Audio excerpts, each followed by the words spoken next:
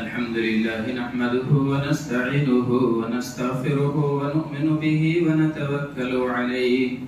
ونعوذ بالله من شرور أنفسنا ومن سيئات أعمالنا من يهده الله فلا مضل له ومن يضلله فلا هادي له وأشهد أن لا إله إلا الله وحده لا شريك له وأشهد أن محمدا عبده ورسوله أما بعد فإن خير الحديث كتاب الله وخير الهدي هدي محمد صلى الله عليه وسلم وشر الأمور محدثاتها وكل محدثة بدعة وكل بدعة ضلالة وكل ضلالة في النار. أعوذ بالله السميع العليم من الشيطان الرجيم. بسم الله الرحمن الرحيم. قاف والقرآن المجيد بل عجبوا أن جاءهم منذر منهم فقال الكافرون هذا شيء عجيب أإذا متنا وكنا ترابا ذلك رجع بعيد قد علمنا ما تنقص الأرض منهم وعندنا كتاب حفيظ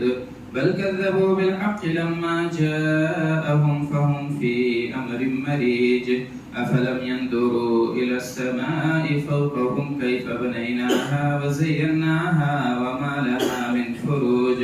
والأرض مددناها وألقينا فيها رواسي وأنبتنا فيها من كل زوج بهيج تبصرة وذكرى لكل عبد منيب ونزلنا من السماء ماء مباركا فأنبتنا به جنات وحب الحصيد والنخل باسقات لها تلع نزيد رزقا للعباد وأحيينا به بلدة ميتا كذلك الخروج كذبت قبلهم قوم نوح وأصحاب الرس وثمود وعاد وفرعون وإخوان لوط وأصحاب الأيكة وقوم تبع كل كذب الرسل فحق وعيد أفعينا بالخلق الأول بل هم في لبس من خلق جديد. وقال تعالى في موضع آخر أينما تكونوا يدرككم الموت ولو كنتم في بروج مشيدة. وعن شداد بن أوس رضي الله عنه عن النبي صلى الله عليه وسلم قال الكيس من دان نفسه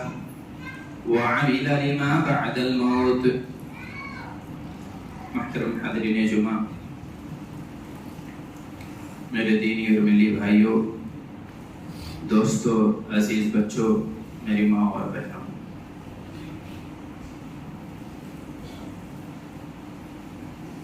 ایک جمعہ میں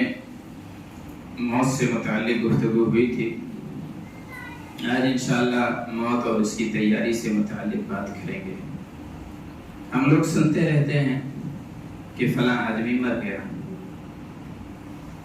فلاں شخص حادثے کا شکار ہو گیا، فلاں کو ایک بڑی بیماری لاحق ہو گئی ہے، اس کے جبڑے نکالنے پڑے، فلاں کی زبان کاٹ دی گئی، فلاں کا ہاتھ کاٹ دیا گیا، فلاں کا پیر کاٹ دیا گیا، فلاں کو اٹیک آیا، چلتے پھرتے چلا گیا. لیکن کیا یہ چیزیں ہمارے دلوں میں آخرت سے متعلق تیاری کا جذبہ پیدا کرتی ہیں؟ کیا ہم سوچتے ہیں کہ جس طریقے سے آج ہمارے پاس مرنے کی خبریں آ رہی ہیں، کل ہمارے مرنے کی خبر بھی پھیلائی جائے گی؟ آج جس طریقے سے ہم جنازوں کو کندھا دیتے ہیں، اپنے پاؤں پہ چل کے اپنے گھروں کو واپس آ جاتے ہیں، کل ہمیں کندھوں کا سہارا دے کر قبر کی منزل تک پہنچا دیا جائے گا، دنیا کی آخری منزل، اور اس کے بعد ہمیں تنہا چھوڑ دیا جائے گا، ہمارے اعمال کے حوالے کر دیا جائے گا. ظاہر ہے اگر یہ چیز ہمارے ذہنوں میں ہمیشہ حاضر رہے گی تبھی ہم تیاری کر پائیں گے. اور اس کے لیے یہ بھی ضروری ہے کہ موت کی حقیقت سے بھی آگاہی ہو، واقفیت ہو۔ اللہ تبارک تعالیٰ نے اسی لیے کلام پاک میں فرمایا کہ کل نفس ذائقۃ الموت،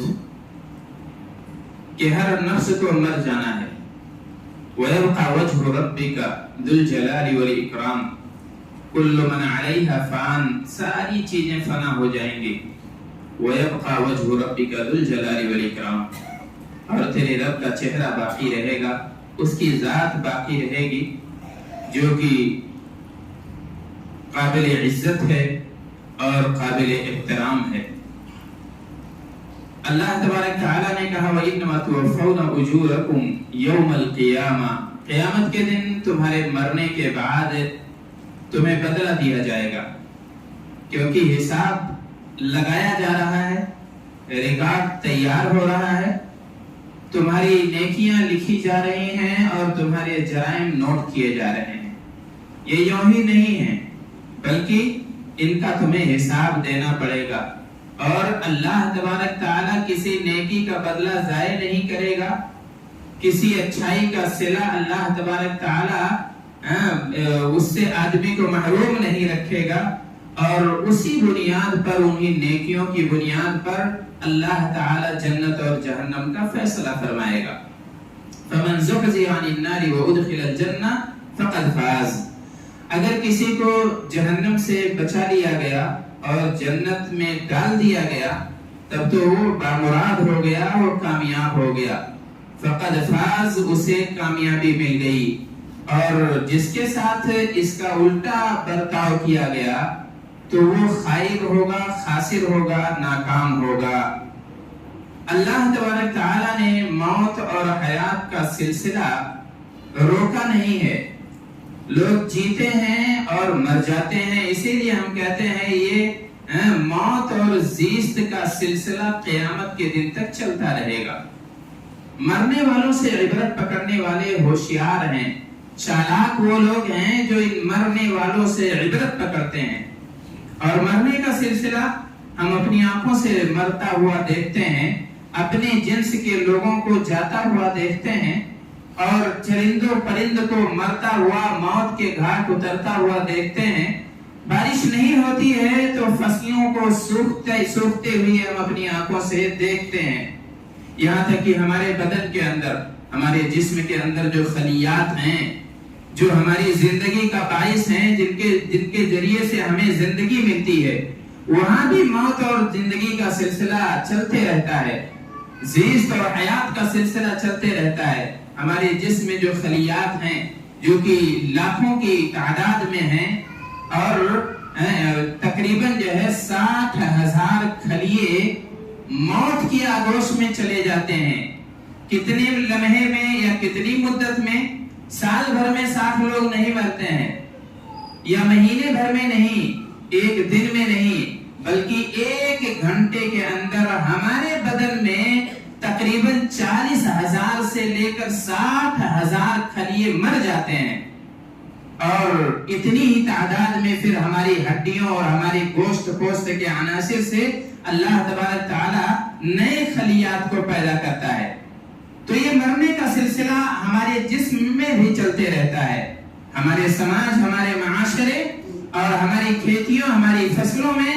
اور یہاں تک کہ ہماری اس کائنات میں ہمیشہ یہ سلسلہ چلتے رہتا ہے۔ اور ہم لوگوں کو دفناتے رہتے ہیں، مرتا ہوا دیکھتے ہیں، مرنے والوں کا انجام دیکھتے ہیں، اپنے لوگوں کے درمیان سے لوگوں کو اٹھتا ہوا دیکھتے ہیں، لیکن ہمارے دل میں موت کی دہشت طاری نہیں ہوتی ہے۔ جبکہ صحابہ کرام کا معمول یہ تھا کہ وہ نیکیاں اتنی کرتے تھے لیکن موت کو اس کے باوجود بھی کبھی فراموش نہیں کرتے تھے۔ موت ایک یہ بھی ہے کہ آدمی کو نیند آ جائے،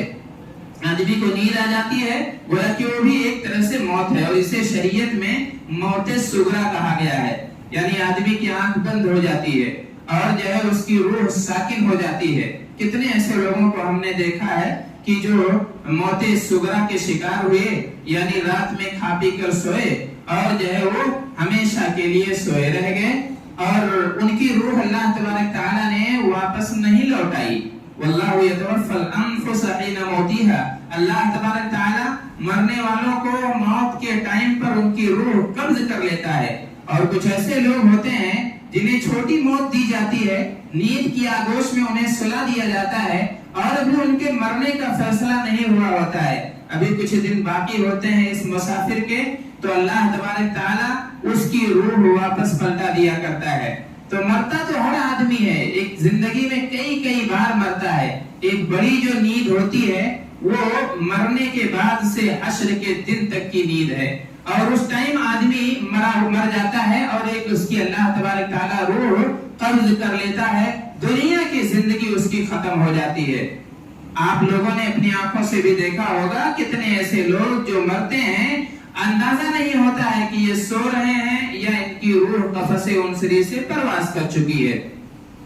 لوگ جو ہے سونے کی کیفیت میں ہوتے ہیں، تو ان سے بھی ہمیں عبرت لینی چاہیے۔ اگر صبح میں آنکھ کھل جائے، ہماری روح ہمارے پاس واپس لوٹ آئے، اللہ کے رسول صلی اللہ علیہ وسلم نے کہا اس پر اللہ کا شکر ادا کیجئے، اللہ تبارک تعالیٰ کی تعریف بیان کیجئے کہ اللہ تبارک تعالیٰ نے آپ کی زندگی دراز کی ہے۔ کس لیے؟ جرائم کی فہرست طویل کرنے کے لیے نہیں، اپنی بندگی کے لیے، اپنی اطاعت کے لیے، اللہ تبارک تعالیٰ کی رضامندی اور اس کے انعام کے حصول کے لیے۔ تو یہ چیز ہمیں ہمیشہ ذہن میں رکھنی چاہیے۔ اور موت کی حقیقت جب تک آپ یاد نہیں رکھیں گے تب تک موت کی تیاری نہیں ہوگی۔ موت کی حقیقت کیا ہے؟ موت کی حقیقت جیسا کہ آپ کو بتایا جاتا ہے، آپ کو سنایا جاتا ہے کہ پانی کے بلبلے کی طرح اس کی حقیقت ہے، جیسے ایک پانی کا بلبلہ ہو اور پھر پھوٹ جائے، جیسے ایک آگ ہو، چنگاری ہو اور دھیرے دھیرے وہ راکھ کی شکل میں تبدیل ہو جائے،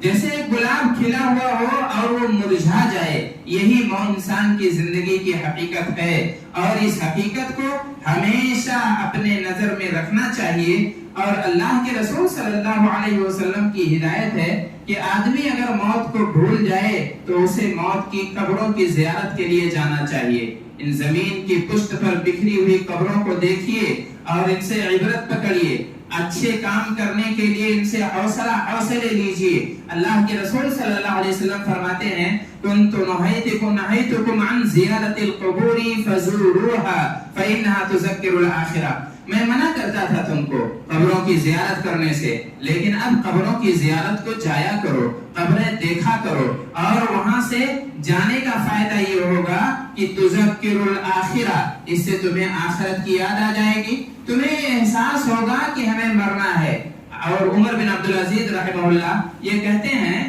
کہ اگر میرے دل سے ایک پل کے لیے لو فارق ذکر الموت نفسی یا قلبی ساعتا لفسد، ایسا ہوتا ہے میرے ساتھ کہ اگر میں ایک پل کے لیے بھی موت کو بھولتا ہوں تو دل میں خرابیاں آنے لگتی ہیں، دل میں خواہشات پنپنے لگتی ہیں، اور میرا دل غلطیوں یا گناہوں کی آماجگاہ بنانا شروع ہو جاتا ہے۔ اتنے نیک آدمی ہیں، اتنے پرہیزگار آدمی ہیں، لیکن اس کے باوجود بھی کہتے ہیں میرا دل بگڑنے لگتا ہے۔ اگر میں موت بھول جاتا ہوں یا موت کو بھلائے رکھتا ہوں دیر تک تو پھر میرے دل میں خرابیاں آنی شروع ہو جاتی ہیں۔ ہم نے کتنے سالوں تک موت کو بھلایا ہے، ہم کتنے لمحوں تک موت کو فراموش کیے رہتے ہیں اور دل کو گناہوں کی آماج گاہ بننے دیتے ہیں۔ ضرورت اس بات کی ہے کہ دل کی حفاظت کیجئے، دل کو بگڑنے مت دیجئے، دل کو خراب مت ہونے دیجئے، ہمیشہ دل کو تازہ رکھیے موت کے ذریعے سے۔ موت یاد نہ آئے تو قبرستان کی طرف چلے جائیے، اپنے عزیزوں کی قبریں دیکھیے اور سوچئے کہ یہ وہ لوگ ہیں جو ہم سے زیادہ دوڑ بھاگ کرتے تھے دنیا طلب کرنے کے لیے، ہم سے زیادہ انہوں نے پیسے جمع کر رکھے تھے، ان کی پراپرٹیوں کی فہرست ہم سے زیادہ تھی، انہیں اللہ نے ہم سے زیادہ طاقت بھی دی تھی، اللہ نے انہیں ہم سے زیادہ علم بھی دیا تھا، ان کے تعلقات بھی ہم سے بہت زیادہ تھے، لیکن یہ ساری چیزیں کام نہیں آئیں، وہ بھی دنیا چھوڑ کر چلے گئے۔ تو اللہ تبارک تعالیٰ کا فیصلہ یہ ہے کہ کسی کو کتنی بھی طاقت دے دے اللہ، کتنا بھی علم دے دے، اس کے پاس کتنا بھی لاؤ لشکر ہو، لیکن موت کے گھاٹ اسے اترنا ہے، چاہے اللہ کا کتنا بھی عزیز ہو، کتنا بھی پیارا ہو۔ آپ خود سوچئے، رسول پاک صلی اللہ علیہ وسلم بھی اس مرحلے سے گزرتے ہیں، نبی پاک صلی اللہ علیہ وسلم سکرات الموت کے عالم میں ہوتے ہیں، آپ پریشان ہوتے ہیں، کبھی چادر چہرے پہ ڈالتے ہیں، کبھی بے چین ہو کر چہرہ کھول دیتے ہیں، کبھی رسول پاک صلی اللہ علیہ وسلم ہاتھ پانی کے ٹب میں ڈالتے ہیں اور اس کے ذریعے سے اپنے ہاتھ پر پھیرتے ہیں، موت کی سکرات میں مبتلا ہیں۔ نبی پاک صلی اللہ علیہ وسلم کو تکلیف ہو رہی ہے۔ حضرت فاطمہ رضی اللہ عنہا نے اپنے باپ کی بے چینی دیکھی، نبی پاک صلی اللہ علیہ وسلم کی پریشانی دیکھی اور زبان سے ایک آہ نکلی،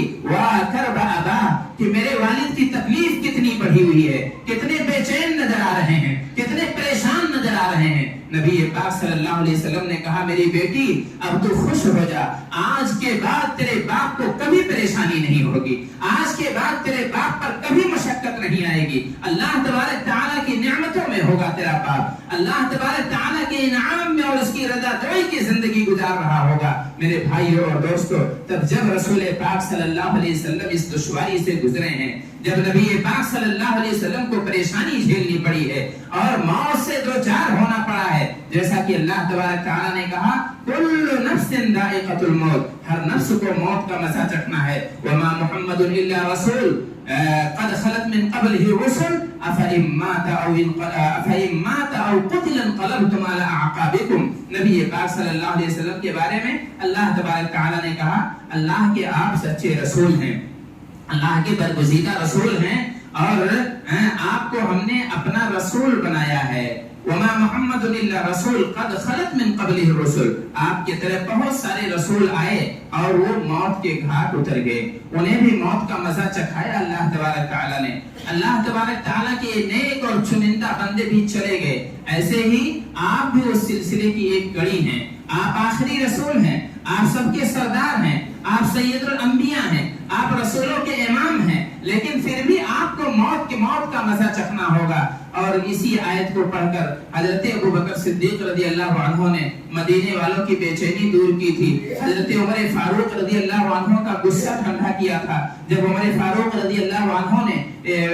جب اچانک انہیں خبر دی گئی کہ رسول پاک صلی اللہ علیہ وسلم کی وفات ہو گئی ہے، بے چین ہو جاتے ہیں، کہتے ہیں نبی پاک صلی اللہ علیہ وسلم ہمیں چھوڑ کے نہیں جا سکتے ہیں، اللہ کے رسول صلی اللہ علیہ وسلم ہمیں بے سہارا نہیں چھوڑیں گے، آپ کی موت نہیں ہوئی ہے۔ اگر کوئی کہے گا کہ رسول پاک صلی اللہ علیہ وسلم کی موت ہو گئی ہے تو پھر میں اپنی تلوار سے اس کی گردن اڑا دوں گا۔ ہمت نہیں تھی کسی کے پاس کہ ابو بکر حضرت عمر فاروق رضی اللہ عنہ کی بےتابی یا ان کی بے چینی کا سامنا کریں، ان کے غصے کا جواب دیں۔ ابو بکر صدیق رضی اللہ عنہ آتے ہیں، یارے گار ہیں، نبی پاک صلی اللہ علیہ وسلم کے ساتھ لمبی مدت گزاری ہے، نبی پاک صلی اللہ علیہ وسلم کے ہاتھوں سے، نبی پاک صلی اللہ علیہ وسلم کی زبان مبارک سے بہت کچھ سیکھا ہے۔ یہ آتے ہیں، آپ صلی اللہ علیہ وسلم کا چہرے مبارک ہٹاتے ہیں، بوسہ دیتے ہیں اور اس کے بعد دلاسے کے کچھ کلمات کہتے ہیں، پھر ممبر پہ تشریف لاتے ہیں۔ اور یہ سارے ہنگامے، مدینے والوں کی بے چینیاں، ان کی آہو فغاں اور ان کا رونا اور دھونا، اس کے بعد یہ ممبر پر جب تشریف لاتے ہیں یہی آیت پڑھتے ہیں، وما محمد الا رسول قد خلت من قبله الرسل افإن مات او قتل انقلبتم على اعقابكم۔ نبی پاک صلی اللہ علیہ وسلم کے تعلق سے انہوں نے یاد دہانی کرائی، عمر فاروق رضی اللہ عنہ کو بطور خاص یہ آیت سنایا، کہا اللہ تعالیٰ نے وعدہ کیا ہے کہ محمد صلی اللہ علیہ وسلم بھی جب اپنے مشن کو مکمل کر چکیں گے، جب اپنے مشن کو پورا کر لیں گے تو انہیں بھی موت دے دی جائے گی۔ اس کے بعد تلوار پھینکتے ہیں، سر پکڑ کے بیٹھ جاتے ہیں، بعد میں بیان کرتے ہیں کہ یہ آیت تو میں پڑھتا تھا، لیکن جب ابو بکر صدیق رضی اللہ عنہ کی زبان سے میں نے یہ آیت سنی تو مجھے ایسا لگ رہا تھا کہ یہ آیت اللہ تعالیٰ ابھی نازل کر رہا ہے۔ کہنے کا مطلب یہ ہے کہ اللہ تبارک تعالیٰ اس سے ہر کسی کو دوچار کرے گا۔ نبی پاک صلی اللہ علیہ وسلم انتہائی برگزیدہ ہیں، نبی پاک صلی اللہ علیہ وسلم امام الانبیاء ہیں اور کائنات کے سب سے اشرف انسان ہیں، لیکن پھر بھی اللہ تبارک تعالیٰ نے انہیں دنیا سے اٹھا لیا۔ تو ہر کسی کو جانا ہے اور اس دشواری اور اس پریشانی سے گزرنا ہے، لہذا موت کو ہمیشہ یاد رکھیے، اینما تکونوا یدرککم الموت ولو کنتم فی بروج مشیدہ، یہ کہیں بھی آپ پہنچے گی، آپ بچ نہیں سکتے ہیں، بھیڑ میں گھس کے چھپ نہیں سکتے ہیں، آپ فضاؤں میں جا کے موت سے دور نہیں ہو سکتے ہیں، آپ زمین کی سطح میں، سطح سمندر میں چلے جائیے، 3000 4000 فٹ کے نیچے چلے جائیے، وہاں بھی موت کا فرشتہ آپ کا پیچھا کرے گا اور وقت آنے پر فوراً آپ کو موت دے دے گا۔ اللہ کے رسول صلی اللہ علیہ وسلم نے تیاری کے تعلق سے، بلکہ اس سے پہلے حضرت عبداللہ ابن عبد الملک ابن مروان، ان کا قول ہے دنیا کی حقیقت اور اس کی تیاری سے متعلق، کہا کہ جب انہیں سکرات الموت کا وقت آیا تو کہا مجھے بیٹھا دیا جائے، بیٹھایا گیا، لمبی سانس لی اور اس کے بعد کہا دنیا تو کتنی خوشگوار ہے، تیری ہوائیں کتنی پیاری ہیں، لیکن تیری لمبی مدت لقصیر، انتہائی قصیر ہے، چھوٹی مدت ہے، ایک زندگی محدود سی زندگی ہے، اور تیری بہت ساری دولتیں انتہائی حقیر ہیں، اور تیرے تعلق سے ہم ہمیشہ دھوکے میں رہتے ہیں۔ ایسا شخص، ایسا تابعی کہہ رہا ہے کہ زندگی کے تعلق سے ہم دھوکے میں رہتے ہیں، جس کے کارنامے بے شمار ہیں، جس کے بچپن ہی میں حضرت عبداللہ ابن عمر رضی اللہ عنہ نے کہا کہ اس کے ہر آدمی بیٹا پیدا کرتا ہے، ہر باپ بیٹا جنتا ہے، لیکن عبد الملک ابن مروان کے باپ نے تو باپ جنا ہے، اپنا باپ پیدا کیا ہے، اور انہیں دیکھ کر بہت سارے صحابہ کرام نے پیشین گوئی کی، کہا یہ انتہائی اہم منصب پر آئے گا، ان کے زمانے میں بے شمار فتوحات ہوئے، انتہائی جری اور بہادر تھے، لیکن اس کے باوجود بھی کہتے تھے کہ ہم دنیا سے دھوکے میں رہے ہیں، دنیا کے تعلق سے ہم نے صحیح فیصلہ نہیں کیا، دنیا کی تیاری نہیں کی۔ میرے بھائیوں اور دوستو، تیاری انتہائی ضروری ہے۔ حتی اذا جاء احدهم الموت، جب انہیں موت آ جائے گی اور موت آنے کے بعد وہ کہیں گے رب ارجعونی لعلی اعمل صالحا فیما ترکت، کہیں گے اللہ تعالیٰ تھوڑی سی مہلت چاہیے، تجھے راضی کرنا چاہتا ہوں، تجھے خوش کرنا چاہتا ہوں۔ قتادہ رحمہ اللہ کہتے ہیں کہ اللہ تبارک تعالیٰ سے جب آدمی مہلت مانگے گا، جب مرنے کا ٹائم آئے گا، مہلت مانگے گا تو اس بات کی مہلت نہیں مانگے گا کہ حویلی بنائی تھی، ابھی عیش نہیں کیا تھا اس میں، ابھی بہت سارا منصب میں نے پایا تھا، ابھی اس کی لذت حاصل نہیں کی ہے، دنیا میں تھوڑا سا اور کھیلنے اور کھانے کا موقع چاہتا ہوں، اس کی تمنا آدمی ہرگز نہیں کرے گا۔ تمنا اس کی کرے گا جس کا موقع ہمیں اور آپ کو حاصل ہے۔ تمنا یہ کرے گا لعلی اعمل صالحا فیما ترکت، مجھے دنیا میں واپس کر دے، تھوڑی مہلت دے دے، تیری عبادت کے سوا اور کوئی کام نہیں کروں گا، تیری رضامندی کے سوا اور کوئی کام نہیں کروں گا۔ اللہ تبارک تعالیٰ سے یہ تمنا کی جا رہی ہے، اور اگر ہم نے اللہ تعالیٰ کی خاطر تیاری نہیں کی، عبادت میں اپنی شب و روز نہیں گزارے ہیں، تو ہمیں بھی یہی حسرتیں اٹھانی پڑیں گی، یہی ندامتیں اٹھانی پڑیں گی۔ قبر کے مراحل یاد کیجئے، اس سے تیاری میں حوصلہ ملے گا۔ قبر کی تاریکی یاد کیجئے، ایسی تاریکی جو بے نظیر تاریکی ہے۔ ہمارے کمروں میں دروازے بند ہو جاتے ہیں، کھڑکیاں بند ہو جاتی ہیں، ہمیں بے چینی شروع ہو جاتی ہے، تھوڑی دیر کے لیے لائٹ چلی جاتی ہے، اندھیرا برداشت نہیں کر پاتے ہیں۔ آپ کو ایسے گھر میں سلا دیا جائے گا جہاں کھڑکی نہیں ہوگی، جہاں لائٹ نہیں ہوگی، جہاں پنکھے نہیں ہوں گے، آپ اپنی حسرتوں کے ساتھ ہوں گے، آپ اپنے نیک اعمال کے ساتھ ہوں گے، آپ سے سوالات کیے جائیں گے۔ اگر آپ نے دنیا کے اندر تیاری کی ہے تو آپ کو جواب کی توفیق ملے گی، اور اگر تیاری نہیں کی ہے تو آپ کو جواب کی توفیق نہیں ملے گی، اور وہاں سے ہمیشہ کے لیے آپ کے ساتھ عذاب کا سلسلہ شروع ہو جائے گا۔ یہ منزل ہے،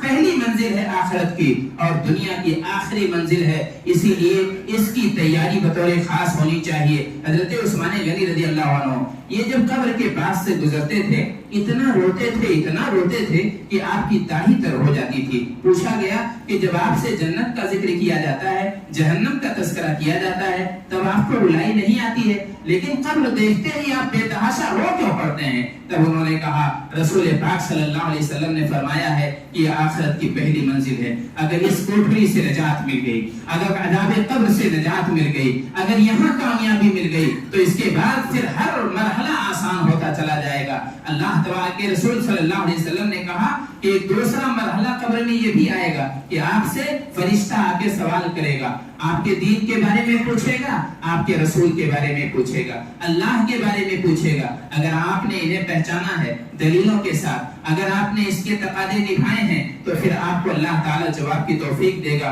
اور اگر آپ نے اس سے لاپرواہی کی ہے، آپ نے غفلت برتی ہے، آپ نے بھلایا ہے، تیاری کے موقع کو ضائع کیا ہے، آپ نے سفر کو منزل سمجھ لیا ہے، تو پھر ایسی صورت میں وہاں سے آپ کے حسرتوں کے دن شروع ہو جائیں گے۔ میرے بھائیوں اور دوستو، یاد کریں ان لوگوں کو جو لوگ ہمارے درمیان تھے اور ہم سے لڑتے تھے اپنی دنیا کے لیے، آپ سے جھگڑتے تھے اپنی دنیا کے لیے، کہاں ہیں وہ لوگ؟ مر گئے ہیں وہ لوگ، قبر کے حوالے ہو چکے ہیں، اپنے اعمال کے ساتھ زمین کے نیچے جا چکے ہیں، جہاں ہم بھی جانے والے ہیں۔ آج 2023 ہے، لیکن 2123 کا تصور کیجئے، جب ہم نہیں ہوں گے، ہمارے بچے دنیا میں نہیں ہوں گے، آج کی موجودہ پوری نسل زمین کے اندر جا چکی ہوگی۔ آج سے 100 سال کے بعد آج دنیا میں اگر ایک آدمی پیدا بھی ہو رہا ہے تو بھی 2123 میں موجود نہیں رہے گا۔ ہمارے کیلنڈر ہوں گے، ہماری ہجری سالیں ہوں گی، ہمارے دیواروں پر ہماری تاریخیں موجود ہوں گی، لیکن ہم نہیں ہوں گی۔ ہمارے ہاتھوں سے بنائی ہوئی حویلیاں ہوں گی، محلات ہوں گے، ہماری دکانوں کے مالک بدل جائیں گے، ہماری حویلیوں کے مالک بدل جائیں گے، ہمارے کارخانوں کے ڈائریکٹر تبدیل ہو جائیں گے۔ ہم انتہائی قلیل مدت میں دفن ہونے والے ہیں، زمین کے حوالے ہونے والے ہیں، لہذا اس کی تیاری بہت ضروری ہے۔ ایک ایک لمحے کو آپ اس دن کے لیے تیار کیجئے۔ ہوشیار وہی ہے جو آخرت کی تیاری میں لگا ہوا ہے۔ آج دنیا ہوشیار اسے سمجھتی ہے جو دنیا کی تیاری میں ہے اور مال زیادہ بٹور رہا ہے، حویلیاں یا بلڈنگیں بنا رہا ہے، اسے لوگ چالاک سمجھتے ہیں۔ چالاک وہ لوگ ہیں جو دنیا سے اپنا حصہ بھی لے رہے ہیں اور آخرت کے اپنے حصے کو فراموش نہیں کر رہے ہیں، دنیاوی کاروبار میں لگے ہوئے ہیں، لیکن اللہ تبارک تعالیٰ سے بھی رشتہ انہوں نے کاٹا نہیں ہے۔ جو کارخانوں اور مارکیٹ میں دوڑتے پھرتے ہیں، محنت کرتے ہیں، مسجدوں سے رشتہ انہوں نے توڑا نہیں ہے، اللہ تبارک تعالیٰ کی رضا کے لیے وقت بھی نکالتے ہیں، اللہ کی خوشنودی کے لیے نمازوں میں آتے بھی ہیں، حاضری دیتے ہیں، آرام بھی کرتے ہیں، نیند کی قربانیاں بھی دیتے ہیں، مال اکٹھا کرتے ہیں، اپنے اوپر بھی خرچ کرتے ہیں، اللہ تبارک تعالیٰ کے راستے میں بھی دیتے ہیں۔ یہ موت کی تیاریاں ہیں اور اسی تیاری کی ضرورت ہے۔